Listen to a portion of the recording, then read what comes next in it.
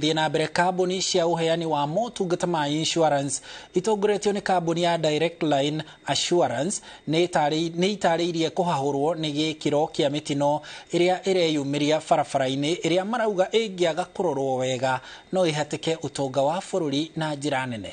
Makiaria hindi ya kĩgomano gĩa thikũ igĩrĩ gĩcũa-inĩ kĩrĩa kĩrehete hamwe anyiti itemi rũhonge-inĩ rwa insurance, anyiti itemi a maugĩte mitino yongerekete na gĩcunjĩ kĩa 10 harĩ 100.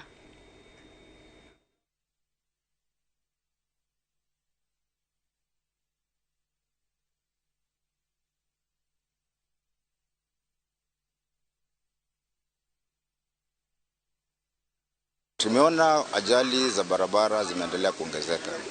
Tungetaka kuhimiza serikali na vitengo vyote na idara ambazo zinahusikana na usalama katika barabara kuhakikisha kwamba watu wanafuata sheria na ndiposa tuweze kupunguza hizi ajali. There should be a process that filters out those who are not registered and a proper action taken against them. Today we are a bit lax. We say they are not registered, but some insurance companies will take business from them. Some insurance companies will allow them to pass business through entities that are registered. So that's the problem. The government should be more forceful in enforcing. Certain programs that have been tailor-made to fit the bank assurance intermediation business at the College of Insurance.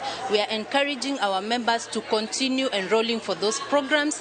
We also work with the regulator to ensure that all the practitioners within the banking sector that are doing insurance or are offering insurance solutions have the minimum certification that is required by the regulator.